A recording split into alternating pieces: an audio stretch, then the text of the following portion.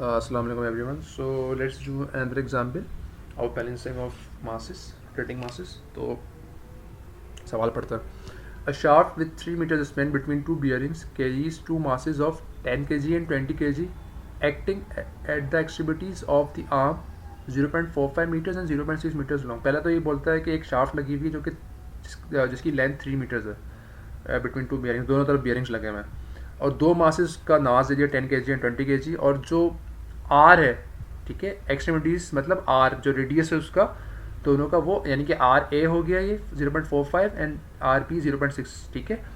The planes in which masses rotate are 1.2 metres and 2.4 metres respectively from the left end bearing supporting the shaft. तो अगर मैं इसको बनाना चाहूँ तो you can see we have A, we have B. A again आपने जो मास है वो एक्स एक्सिस पे ले लिया और बी दोनों बी जो है आपने एक एंगल के बाद उसको ले लिया. अच्छा, अब जो रेडियस है ए का वो 0.45 0.6 पता है ये, और उसने अगली जो बात ये की थी कि जो ए मास है वो लेफ्ट बियरिंग से 1.2 मीटर्स दूर है, ठीक है, और जो आपके पास बी जो मास है वो आपके पास लेफ्ट बियरिंग से 2.4 मीटर्स दूर है. तो ये चीज़ें यहाँ तक अभी पता है हमें.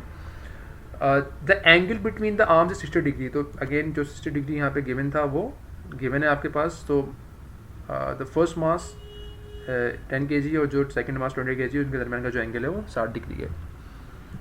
अच्छा, अब the speed of the rotation of the shaft is वो उसने आरपीएम दे दी है. If the masses are balance by two counter masses X and Y. तो अब आप यहाँ पे देखें दो मासेस जो थे वो अनबैलेंस थे, इसको ए और बी का नाम लेट सपोज देते हैं, और जो अब हमने दोनों मासेस को बैलेंस करना है by two counter masses which are X and Y rotating with the shaft acting at radii of 0.3 metres.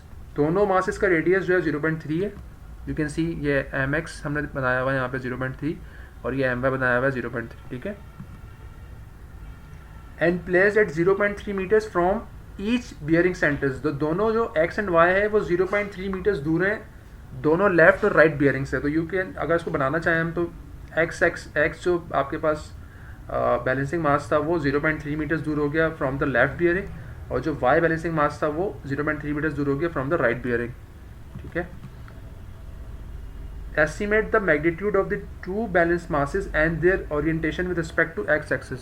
तो अब मुझे एक्स एक्सिस से दोनों का ठीक जो हम करते हुए आ रहे हैं कि हम एक्स एक्सिस से ही एंगल्स निकालते हैं काउंटर क्लॉकवाइज और दोनों का मैग्नीट्यूड और एक्सिस जो एंगल है वो निकालना है. अच्छा, यहाँ पे बता दिया गया है कि X take X as a reference plane. तो मैं आपको बता दिया करूँगा ये कोई भी सवाल आएगा, ठीक है. तो x जो है उसको रेफरेंस प्लेन लेना है हमने, और तो इसको बाकी चीज़ें पुट करते हैं उसमें. तो ये आपके पास दोनों जो आपके पास फिगर्स थी वो बनानी ज़रूरी हैं ताकि आपको एक तो प्लेन का डिस्टेंस कितना है वो पता हो, एंड सेकंड एंगल्स कितने हैं इन बिटवीन दी मासेस वो पता हो. अच्छा, अब हमने ये अगेन सिस्टम भरना है. तो अगर मैं भरना चाहूँ अगेन आपके पास तो मासेस जो हैं दो मासेस मुझे पता हैं ए और बी 10 एंड 20, और एम एक्स और एम वाई मुझे नहीं पता. तो ये आ गए मेरे पास 10 20 एम एक्स एम वाई, ठीक है. थीटा मुझे जो 10 kg वाला है उसका थीटा 0 है फ्रॉम एक्स एक्सिस पे ही है वो. जो एम बी है 20 kg उसका एंगल 60 डिग्री है. जो एम एक्स है उसका थीटा एक्स मुझे नहीं पता तो वो मैं थीटा एक्स लिख दूंगा, और एम वाई का भी थीटा मुझे नहीं पता तो मैं थीटा वाई लिख दूंगा. तो आपके पास एक और ये कॉलम बन के आ गया 0 60 theta X theta Y. Radius चारों के पता है, चारों के लिख दें आप. नाउ अगेन सेंट्रीफ्यूगल फोर्स निकालनी है हमने. तो एम आर कॉस थीटा तमाम के तमाम एक्स कंपोनेंट आ जाएंगे, एम आर साइन थीटा तमाम के तमाम वाई कंपोनेंट आ जाएंगे. The next step is to write the distance of each mass from the reference plane. तो यहाँ पे उन्होंने हमें बता दिया था कि रेफरेंस प्लेन इज एक्स, तो मुझे ए बी और वाई तीनों का डिस्टेंस चाहिए फ्रॉम दिस एक्स. तो आप आराम से निकाल सकते हैं 1.2 में से आप 0.3 माइनस करेंगे तो 0.9 आ जाएगा, यानी कि ए जो है वो एक्स जो मास या रेफरेंस प्लेन है उससे 0.9 मीटर्स दूर है. एंड सो ऑन आप बी का भी निकाल सकते हैं और वाई का भी निकाल सकते हैं. तो यहाँ पे ये तमाम डिस्टेंस आ गए हैं. एंड अगेन एक्स कंपोनेंट को मूवमेंट आर्म से मल्टीप्लाई करेंगे तो you will get the Y component of couple, and similarly Y component वाले को आप मल्टीप्लाई करेंगे मूवमेंट आर्म से तो you will get the X component of couple. और एग्जैक्टली वही सिचुएशन है जो कि हमारे पास लास्ट सवाल में हुई थी इन तमाम टर्म्स को आप ऐड कर लेंगे तो आपके पास एक इक्वेशन बन के आ जाएगी। इन तमाम टर्म्स को आप ऐड कर लेंगे तो आपके पास सेकंड इक्वेशन बन के आ जाएगी। एंड इन तमाम टर्म्स को ऐड करेंगे थर्ड इक्वेशन, एंड इन तमाम को करेंगे तो फोर्थ इक्वेशन बन के आ जाएगी। और फिर सिमिलरली पहले आपने कपल को सॉल्व करना है, बिकॉज कपल में आपके पास बेसिकली अननोन दो ही हैं, क्योंकि थीटा वाई साइन और कोसाइन दोनों टेंजेंट बन जाएंगे और एम बाय कैंसिल आउट हो जाएगा। तो यहाँ पे इन्होंने जो इक्वेशन नंबर 3 जो कि y कंपोनेंट ऑफ कपल है और this equation which is x component of couple, इन दोनों को डिवाइड किया एग्जैक्टली वैसे ही, तो आपके पास थीटा y आ गया है which is 52.653। Again you need to check कि कौन से क्वाड्रेंट के अंदर है। तो आप देख सकते हैं कि sine is negative, cosine is negative again, तो थर्ड क्वाड्रेंट है और थर्ड क्वाड्रेंट में हमें 180 ऐड करना पड़ेगा in order to find the theta from the positive X axis counter clockwise. तो यहाँ पे थीटा वाई जो एक्चुअल है वो ये है। अब आपने एम वाई जब निकालना है तो ये थीटा वाई इस्तेमाल करना है, यानी कि इस इक्वेशन में जो इक्वेशन है इसमें या इसमें दोनों में से कोई भी आप इस्तेमाल कर सकते हैं to find M Y. But जो थीटा आपने इस्तेमाल करना है वो ये 52 इस्तेमाल नहीं करना, because this is not from the positive X axis. You need to write और यूज दिस थीटा वाई। ठीक है, तमाम थीटा जो इस्तेमाल करना है इन इक्वेशंस में वो from the positive X axis होंगे। तो इसलिए बहुत ही इंपॉर्टेंट है आपको ये निकालना कि सिस्टम का क्वाड्रेंट क्या है, वरना आप थीटा में गलती कर जाएंगे। और फिर आप दोनों इक्वेशन में से किसी में भी थीटा वाई की वैल्यू पुट करेंगे, you will easily get M Y.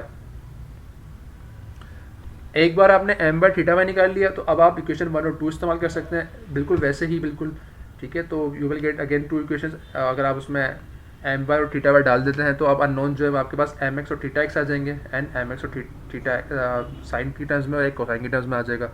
Divide कर देंगे, you will gate theta x again 20.03 आ रहा है। क्वाड्रेंट चेक करते हैं अब हम। साइन इज नेगेटिव साइन आ रहा है, and cosine is negative again. तो अगेन आपके पास जो क्वाड्रेंट है वो थर्ड क्वाड्रेंट है, और थर्ड क्वाड्रेंट में आपको from the positive axis angle निकालने के लिए 180 ऐड करना पड़ेगा। तो टोटल एंगल इज 200।